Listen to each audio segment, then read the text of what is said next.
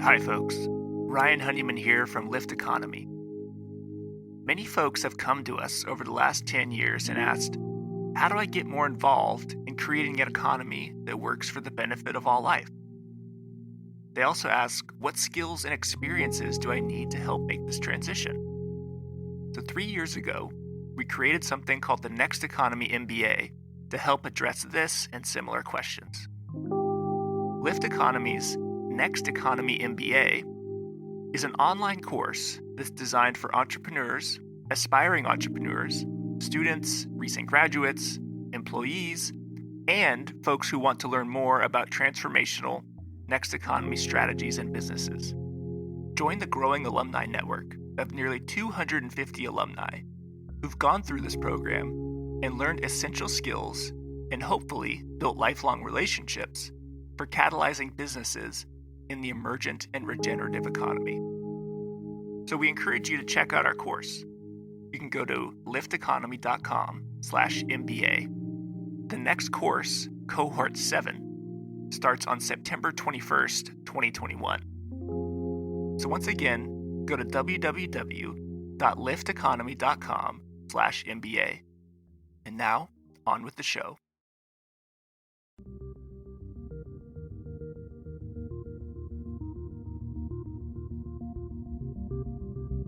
Welcome to Next Economy Now. The goal of this podcast series is to highlight the leaders who are taking a regenerative, bioregional, equitable, democratic, racially just, and whole systems approach to creating the new economy. Joy, welcome to the show. Glad to be here, Ryan. Joy, let's start with a little bit of your personal background. Where do you consider home and why? Wow, that's a good question. So I live in Connecticut, and I've been here for about 18 years, and I do love it here. But I say that I grew up in Iowa, and it was a really formative time. I grew up in the midst of the farm crisis in Iowa, in Dubuque, Iowa, a place that had 25% unemployment at the time, and the highest suicide rate in the country. And I learned a lot there about resilience and the complexity of economic change. It was a complicated time to grow up in the midst of so many rapid changes making in an industry, and the reality of how that just shows up pretty immediately in human beings' lives. And kind of curious, the farm crisis was it drought or was it something else? Or I'm sorry. Yeah, the farm crisis, early 80s, mid 80s, sort of named as the time when the family farm declined at its fundamental level, growth of agribusiness.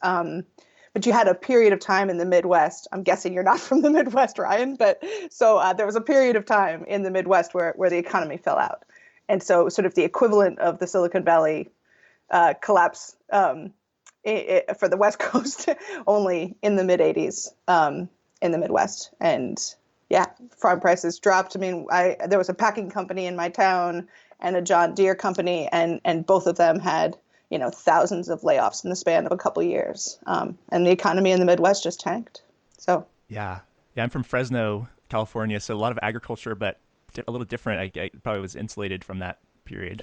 And I just looking at your background as well, kind of curious. I know you worked in the New York public school system for many years. Could you just speak to how working in the public school system shaped your current thoughts on sort of reinventing finance? Yeah, no, I talk about it a lot, actually. I think there was a sense teaching high school in New York, and I was in a mainstream high school teaching special ed most of the time, but not solely. And there was a sense that you looked out into the kids and you talked to them, and you could tell the difference between the kids who believed they were going to survive the rules and the kids who were going to change the rules. And I mean, it was a kind of pretty clear sense that the rules weren't working for the kids I was teaching. And that became that sort of has become the driving force in my life. At the same time, I got a PhD in 19th century American history, and in that, studying history and being a historian, working in social change broadly, but working in finance in particular, is I can tell you the dates we made this shit up. And there's a kind of sense that when we say to people, this is how it works, This is the rules. This is what you have to fit within. As a historian, I'm much better at being able to say, I'm sorry, those rules have existed for 15 to 20 years. They were invented in a particular context. They responded to those set of norms. And if those norms have changed, then your stupid ass rules should change too. And so that kind of sense of malleability, a sense of responsiveness, and a sense of creativity and imagination. So the combination of a PhD in 19th century American history and a high school teaching career, I think, set me up perfectly to work in social finance. Yeah, I think that's great. Like the history and also just like the reality of like high school kids in New York, you kind of end up being like, all right, let's get real. Like what's actually happening in the larger Right. systems. Um, Yeah. yeah. So how did that, how did you then, when did you start to be like, okay, when did you start to have the thoughts of, I'm more interested in the financial system than schools? Like, were you still working in public schools when you started to have Oh, those ideas? heavens. Yeah. Yeah, no, definitely not. So I made largely through nepotism. My mother was a major client of a consulting firm in the Midwest, and I was living in New York, thought I'd move back to the Midwest, and got a job in a consulting firm in Milwaukee. So moved to Milwaukee for that, and kind of gave up tenure and a kind of cushy political job in New York. And kind of gave it all up and said, I'm going to go do this consulting thing. And turns out the first client that walked in to the consulting firm was a $14 billion pension fund, the Methodist Pension Fund. And so I went from literally being a classroom teacher in June, I was about 29, was a classroom teacher in June, and went to being on a senior advisory team to the head of a pension fund in August. Obviously, I had a lot of other people around me who were supporting that, but I turned out to be wicked good at strategy, and sort of sat in sort of my testing ground was a lot of it was working in the General Board of Pensions and Health Benefits of the United Methodist Church. And actually, I never advised them on investing. I worked on their healthcare strategy for about 6 or 7 years. Sort of emerged into that. I did a lot of different strategy projects from them. I actually started another historical moment, but I started on a team that was doing cleanup from Y2K. And so it was kind of this, I came in as a response to Y2K, and another big consulting firm had kind of made a bunch of mistakes, and we were brought in to be the people who actually understood churches who could respond to this. And just ended up staying. And then, sitting at board meetings and sitting with the general secretary, I was like, oh, they had $1 billion in low-income housing. And they were one of the organizations. They're sort of famous for having set a lot of the standards within low-income housing for pension funds. And they asked the question, what would it look like? Microfinance at that time was just kind of poking its head up. So this was about 10 years ago. And they asked the question, what would it look like to have $1 billion in microfinance? And obviously they couldn't go out and say, we want to put $1 billion in microfinance without, just being, rushed by a significant number of people who didn't have any good product. So I actually put a dialogue together. Criterion was starting to push our boundaries in terms of what we did for clients versus what we just did because we thought it was a good idea. So we pulled together a dialogue and ended up with about $70-80 billion in the room, including Amidyar and a couple other pension funds, and Axion and Grameen and Wayne Silby and Bob Patillo. And I just networked my way into meeting these people. I didn't really know them, but all of a sudden I had the right invitation, and they came to a table that would say, how would we design how would we design financial instruments to put $1 billion in microfinance? And so fast forward from that, about 6 months later, they came up with some brilliant ideas. Wayne was starting to play out some of his early thinking in terms of how you'd have mixes of philanthropy and debt and equity all in a single vehicle, sort of stuff he's continued to experiment with.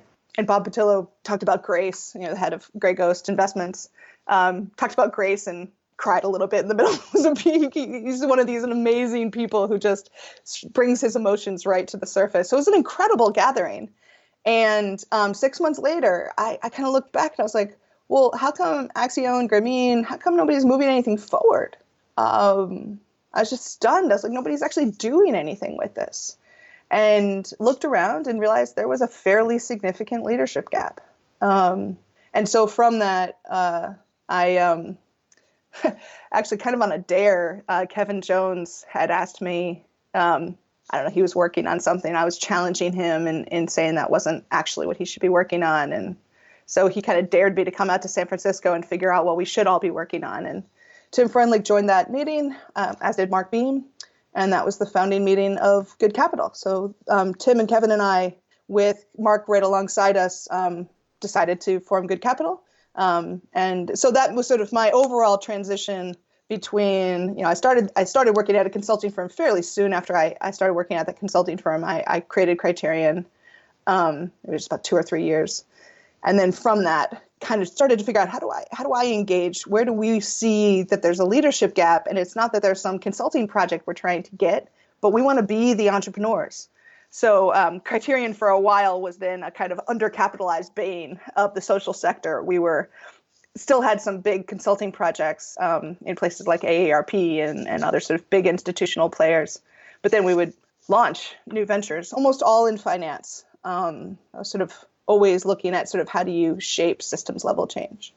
And then I think, you can, the shift that happened about 8 years ago, maybe 7 years ago, was I sort of stepped back and said, while I thought social finance was great, and I was definitely at some of the serious founding tables and had a kind of catbird seat for early days in impact investing, I had a sense that people thought they were going to reinvent the economy and not deal with questions of structural inequities. And we could just kind of create a set of apps that would end poverty. And there was a kind of naivete about that.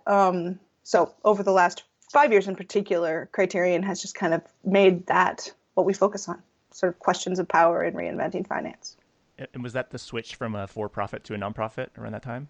Yeah, it was about the same time. Some of the switch between a for-profit and not-for-profit is the business models and the expectations around field building. At some basic level, Criterion has always played a field building role. And there's a limited number of business models, right? You can be a consulting firm that you can consult to people who are trying to build fields. You could be a foundation and fund people building fields. And we were sort of had a very hybrid, it's less true now, but we had a very hybrid financial model at the time. And a chunk of our money was coming from individual philanthropists. It wasn't actually the funding that drove the switch to the nonprofit. It was the credibility. I was always able to get philanthropic dollars, and I knew enough about how to manage finances to know how to sort of work that through a for-profit structure.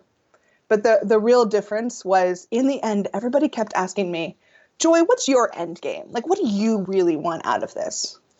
And I got so tired of being asked that question.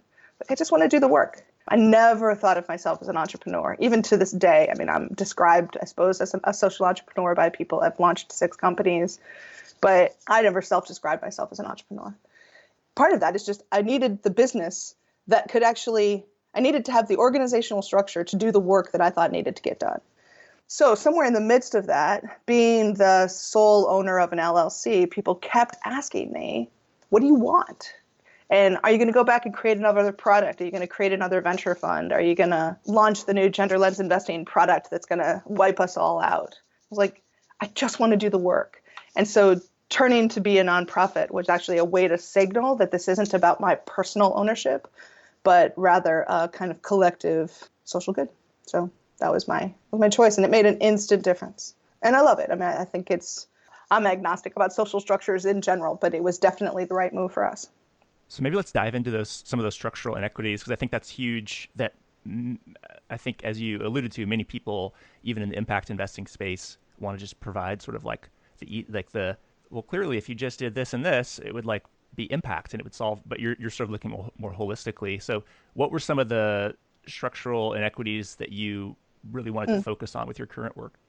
Yeah, so sort of being so central to founding the field of gender lens investing, that was first it was just about figuring out that we weren't. So at a surface level, it's kind of simple. Like we could go into sort of deep structural inequities about the ways that domestic violence affects women's potential to engage in the economy. Right? That's what a structural inequity is. Sort of like in the end, that sort of how gender, race, class, disability, age sexual orientation, queer identity, whatever you want to put in this sort of broader spectrum, who you are, how you identify yourself, where you sit, defines a significant amount about what's possible for you. And I mean, that's just kind of privilege 101. And in particular, recognizing that there wasn't a conversation about gender for real in impact investing. And so I got to confirm that we weren't having a real conversation about gender.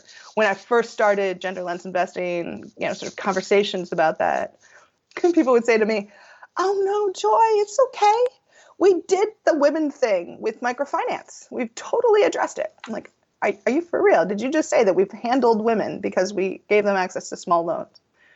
Or people would actually say to me, "I think it's nice that you're sort of focused on issue areas for women, but I don't really do women."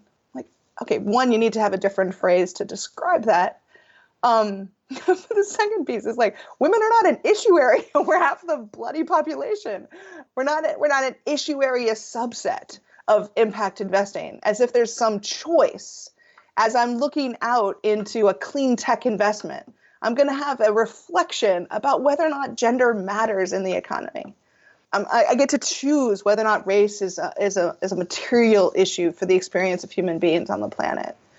I'm just going to, I'm going to say, no, I'm just really interested in the environmental piece. And we have seen over and over and over and over again, with things like environmental racism now, if we're not addressing structural inequities as we're designing all of these cool new innovations, we're going to screw over the same people who've been screwed over before. So where we stepped in terms of, what to do about that, like, I don't know, what am I supposed to do about that, right? But what we noticed was it's about who sees themselves at the table. It's not about who's allowed to be at the table. That sometimes is an issue. It's some level, because there are a lot of rooms. I mean, impact investing is thought of as having more women involved in it, and that's really true. I've been to a couple panels recently where some women have shared some pretty horrific stories about sort of sexism that's endemic within impact investing. But we sort of like to think, well, we're the social good people. That means we must be good on things like race and class and gender. And we got that all worked out. And we've dealt with our power issues because, look, we can change the world. So part of it was to say, how can we address who even sees themselves in this project?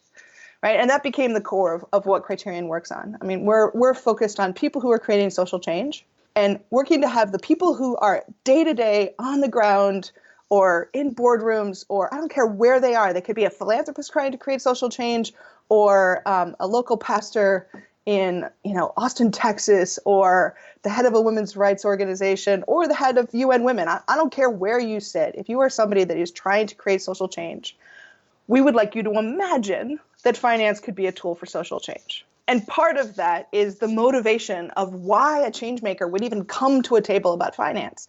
They'd have to, in the end, believe that this is part of a broader solution and not just, an evil capitalist empire that's undermining humanity as we know it.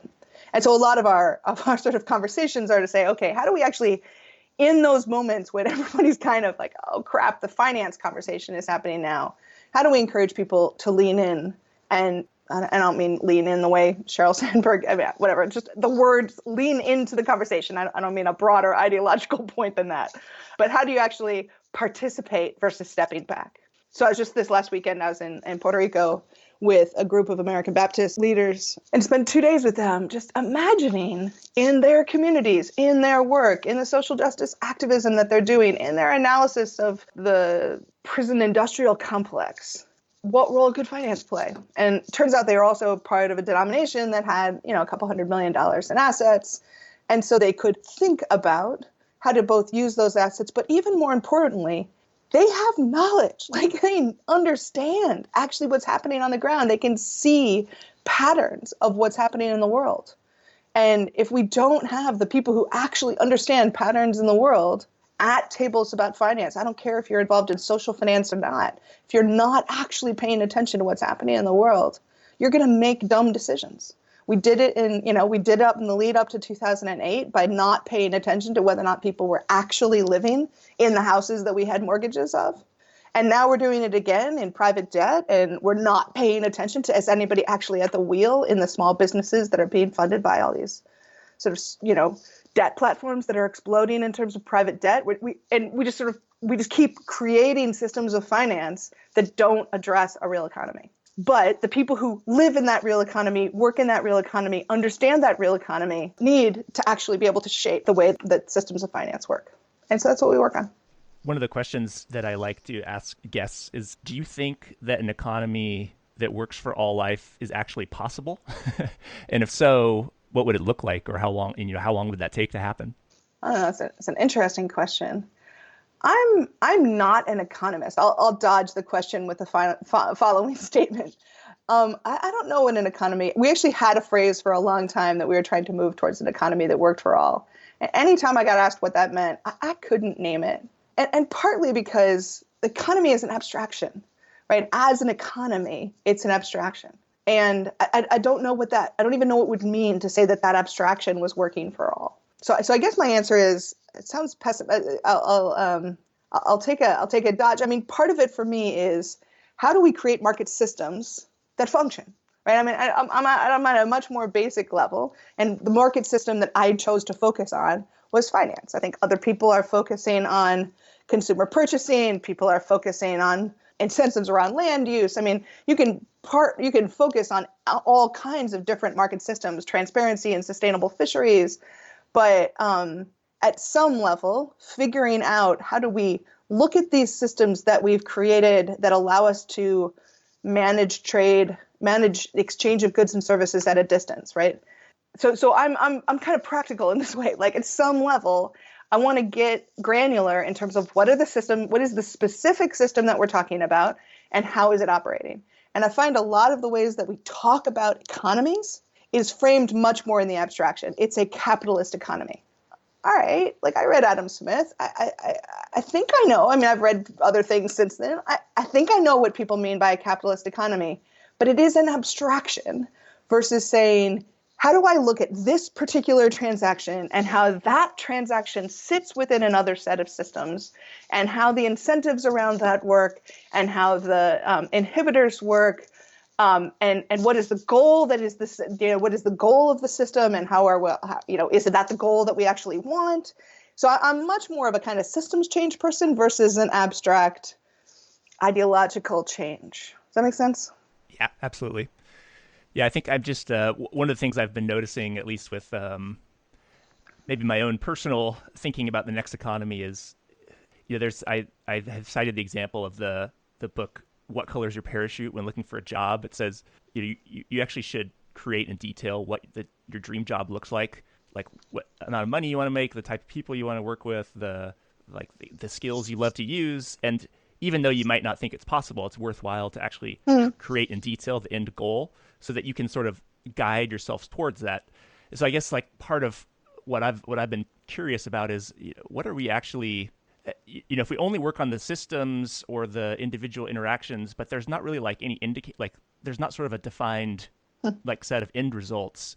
I'm like, it's easy to get swayed by someone like how do you decide between Hillary Clinton's vision versus Bernie Sanders' vision versus Donald Trump's vision? It's like you can be more easily swayed by them if you don't actually know what the end result is going to look like.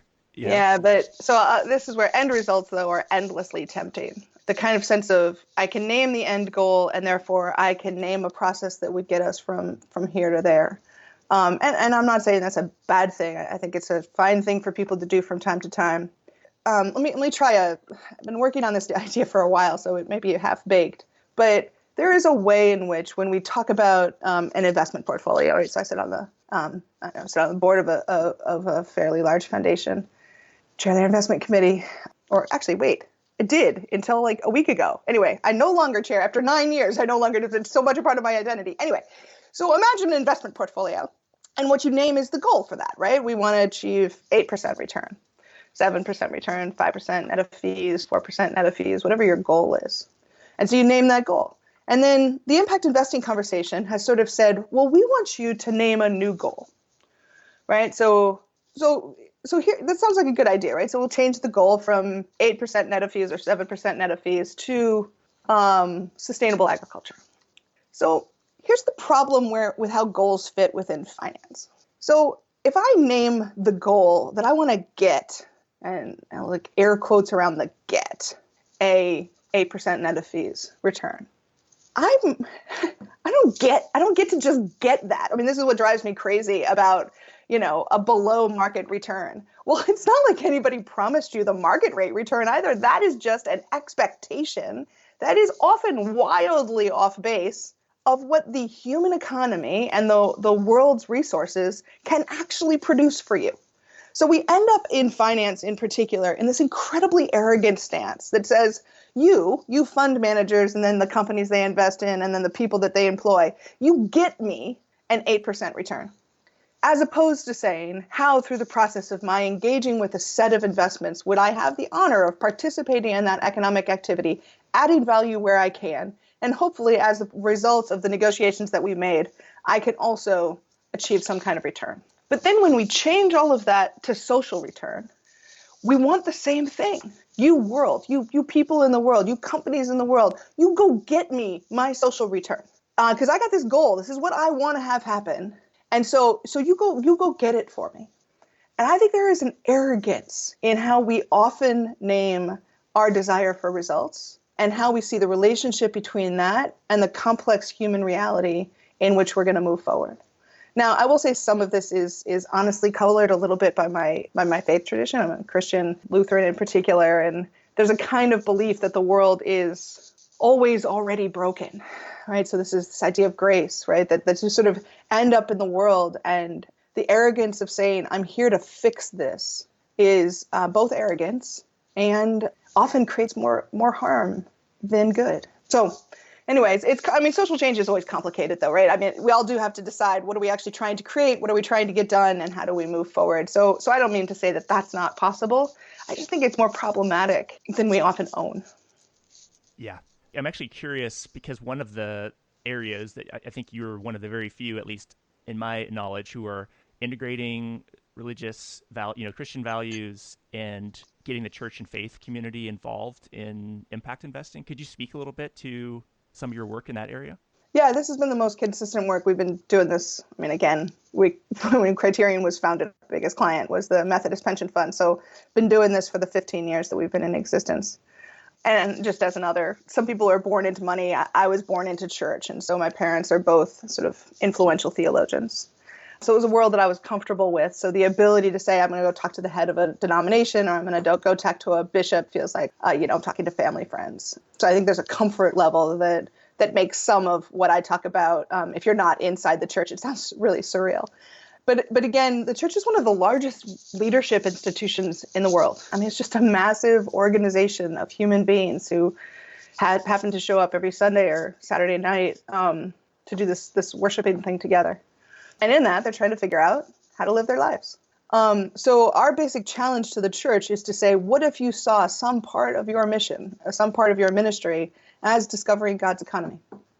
And the theological basis behind this is sort of looking at if one of the ways that we come to understand God is by looking at our relationships, right? There's all kinds of ways we come to understand God, but one of them is by seeing God in one another.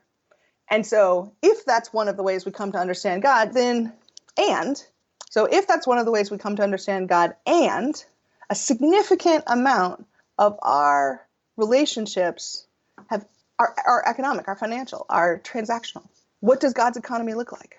And so we challenge a sort of overall, sometimes this is incredibly challenging to have a conversation about, but we sort of say, instead of talking about the economy as profane, we suggest that there is a sacred element to how we're in economic relationships, and therefore it is the place of the church to understand how we can be in those relationships more fully. So we have a Bible study that actually at the end asks the church to go out and make a loan, not because we think by making these loans they're going to transform their local economy, but because if they make a loan, they're practicing being in a different kind of economic relationship. And then that gets sort of extrapolated to a macro level where we have a dialogue of a set of people who manage over $100 million in assets that actually looks at how do you do financial intermediation at a much bigger level. How would you design systems of financial intermediation that also led to those kinds of relationships? So yeah, we get to have fun. That's great. Maybe a somewhat difficult question would be, if there was, based on your experience, if there's one thing, a rule or regulation or a piece of finance that you would, if you could be benevolent dictator for today, what would you change that you think would have a sort of direct capital in a way that's more beneficial to all life? I'll use this in a kind of random segue back to our gender work. I think one of the bigger challenges we've got right now in finance more broadly and gender lens investing in particular is a kind of sense of counting women, right? Oh, look, there's a woman entrepreneur. I invested in her. I therefore did gender lens investing because I put the metric of investing in 3 women and, oh, look, I did. Counting how many women were invested in, counting how many women on boards, all of that is really important from an overall framework of women's rights and human rights and making sure there's representation and diversity and all of that. But it doesn't capture the kind of full breadth of the experience of gender. So I ended up with this field that I've helped create becoming focused on a couple core indicators. And if I could wave a magic wand, I would expand the imagination of that. So if I could wave a magic wand, I would totally expand the imagination of that. How would we actually look more clearly at, or just at a basic level, violence against women? Violence against women has an equal impact. It's just a profound impact on the world in terms of women's ability to manage their sense of possibility, what transportation systems they use, how they form and end and begin relationships, what products they buy, how they dress. Like there is a massive amount of who we understand ourselves to be that's defined by this sort of endemic nature of violence against women. I'm working in Papua New Guinea right now, and the numbers are just staggering. Something like 20 to 30% of women in Papua New Guinea who are married experience domestic violence. That's a norm at a level that's just mind-boggling. So if I could wave a magic wand in finance, I would want that the people who are sitting in decision-making, who are doing the analysis, who are thinking through what matters in finance, are looking at a broader range of indicators. And this is where I think climate finance has done just a brilliant job of expanding how to consider all of the dynamics and the risk factors that emerge out of climate change in finance. I want the same things to happen around gender. And I would really like the same things to happen around class and race and a set of other issues that are also not at the table. Yeah, it seems like in particular with gender and even with investing in people of color and LGBT community, there seems to be in impact investing still the assumption, and you mentioned it, that, oh, I'm going to do impact investing, but I still want my 8% return and I want exits. And so the limited partners are still the same, but the sort of investments are maybe in women or people of color. And so the beneficiaries of like an investment doing well is like an increase in wealth inequality because you have, maybe a woman-owned business goes public, but then it's still the same white males who own the large like funds that are investing. So I'm curious if you found organizations or areas where gender lens investing maybe supports the entrepreneurs and also is more beneficial on the capital side. Have you found anything in that area? You laid up a complicated set of assumptions that we should actually be, I think they're, I agree that there's too many fees charged within finance. There's too many people making a disproportionate amount of money, and the concentration of capital in the hands of a few, overall is like a really great idea. I think jumping from that to, so I still, though, like, even though all of that is true, I think the lever of change is not to say you have the wrong goals, but to change you have the wrong processes, you have the wrong analytics. And so maybe this is where we enter in. Because if I said, you don't deserve to make that kind of return, and in fact, you don't deserve to have that capital, it's kind of a non-starter of a conversation. But where we can have an enormous amount of impact is, I'll just take what we're doing in the Pacific right now, is a set of impact investors who are, the Australian government is incenting them to sort of pay attention to impact investing in the Pacific. And we're sort of wrapping around that issue and saying, oh, okay, well, as these impact investors in Australia pay attention to the Pacific, let's make sure their cultural assumptions are not wild, or that they're not taking a hammer of private equity and the assumptions, particularly of private equity that's venture capital, and then looking at Papua New Guinea and saying, how come there aren't enough high growth tech companies here for me to invest in? As opposed to saying, look, there's this amazing mile of coffee production. How could we use finance as a tool to help that set of coffee production both improve the experience for the workers and also get a return based on the type of capital we're using? I mean, impact investing became synonymous with private equity going directly into entrepreneurs. And there are so many other kinds of finance, and a relatively few number of people on the planet actually describe themselves as entrepreneurs versus people who just own businesses. So it created a set of frameworks that we're frankly working our way out of, right? So to say, here's a private equity deal and I expect this and you're going to produce this for me, I want to step back and say, is that even the right kind of finance to be talking about? And then how do we think about all the toys? And that's sort of what we've been really pushing. In one of the things I'm most excited about within Criterion is this training program that we've launched over the last year, which really steps back and says, all right, how do we use finance as a tool for social change? And then what are the tools of finance? And how do we make that a broader conversation? And so that we're not just, picking up the hammer that we already know. And what's great is that, in general, the feedback we've gotten over the couple hundred people that have gone through this in the last year, one is that people who work in finance are thrilled to kind of be reminded that there are all these other toys that might not be what they have within their private equity or public equity fund. But it also works for the people who don't know finance to say, here's my stack of cards that define some words that I feel alienated from. I love that idea. Maybe you could speak a little bit more about the training program. Is it Sure. on your website or? Yeah, it's on our website. I think if you go to our website, Toolkit's all over it. So it's called Toolkit for Finance as a Strategy for Social Change. We have one coming up in Boston and one in San Francisco. We do about 5 or 6 a year that are public that anybody can come to. But the bulk of the toolkits that we do are within either an organization or a network that wants to sort of do this as a community, because then they can support each other.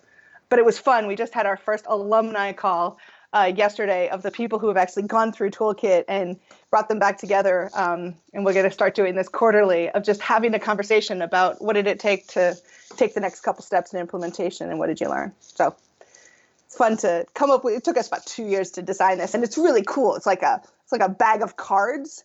And so it's actually really tangible. Like it's not, some sort of abstract theory or a set of case studies that don't quite relate to who you are. They're just like a set of cards that can be used to design a strategy.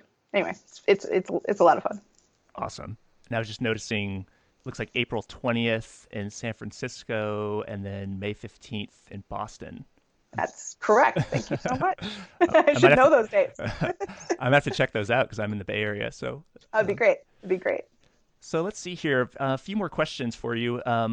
Who else are you looking to, like who's really inspiring to you and who's kind of on the leading edge, either it's individual, like a thought leader or organization that really is kind of doing this work that you really look up to? That's a great question. So I have enormous respect for the current head of the Ms. Foundation, Teresa Younger. She's just sort of redefining feminism and actually redefining feminism as as connected to race and class. As you can hear, a lot of our push right now is really around looking at intersectionality. She kind of kicks it. She and I are actually working on we're writing something together about a blueprint for women's organizations to engage in finance. All right, the other person I'm in love with these days is a woman named Michelle Birdsall, who's the treasurer of the American Baptist Home Mission Society. And she and I have been friends for about 8 years. And she's one of those, I love those subtle social change players where they watch their environment and figure out what's the right moment to step in. And so she called me a couple months ago and she's like, all right, we've been talking for 6 years now. And holy crap, now is feeling like, pretty damn exciting. But it's that kind of really subtle, I can watch institutional change, the broader dynamics. I think too many of us are kind of blunt instruments trying to pound our ideas into other people. And I like subtlety. And are there other things the listeners can help support your work with? Like obviously the the trainings coming up, other ways that folks can support and help you Oh, grow the next economy? yeah, absolutely. Absolutely. We're a pretty porous organization. I would say every year we probably have about 50 or so volunteers. We do a lot of research. So we do three things. We do research, training, and then we engage with institutions more broadly. Our volunteers just, I don't know if volunteers are the right word to describe them. They're usually very senior people who, or just straight out of college or making some transition. It's like a wildly diverse crowd. And they show up and just want to help, either do a research project or help us push something forward. And it really lets us punch above our weight, just in terms of what we can get done. Same is true of our donors. We have a set of about 40 donors or so who make our world work. They don't fill in the gaps. The contracts that we do are sustainable. The training programs that we run are financially sustainable. Our donors let us stand in the face of power. And that's really, as an organization that named a commitment to changing who sees themselves in the conversation, we can't need to be paid to be in a conversation or be afraid that if we say the wrong thing, we're gonna lose our livelihood. And so it's not so much. It's not just that they're donors. It's that they're also people who say, "We'll stand by you when the shit hits the fan." I would say, as I think about the world of impact investing, I could name 100 people, 200 people who I've been friends with for years and years and years, who I know in a heartbeat would stand with us. And I'm always game for more people who will stand with us. But I guess my ask is always, go find somebody to stand with. Like, lots more people need air cover for doing something bold and brave than we possibly imagine. With whatever power people have, I think they have it to be able to share it, to not just protect themselves, but to take a moment to make sure somebody else can show up in a different way. And where can folks learn more, perhaps contact information or website or social Sure. media? Yeah, so Criterion Inst is our Twitter. CriterionInstitute.org is our website. I'm quite reachable at Anderson@CriterionInstitute.org, and if in general, aspirationally always game to talk to people, but then there's the tyranny of an actual schedule. Absolutely. Well, cool, Joy. This is very great. Glad. I just wanted to honor that. You're one of the few people that really authentically holds the activist side and the sort of deep knowledge of the financial system. Next Economy Now is a production of Lift Economy. To listen to all of our episodes, go to lifteconomy.com/podcast. That's LIFT economy.com/podcast. You can also sign up for our monthly newsletter at lifteconomy.com/newsletter.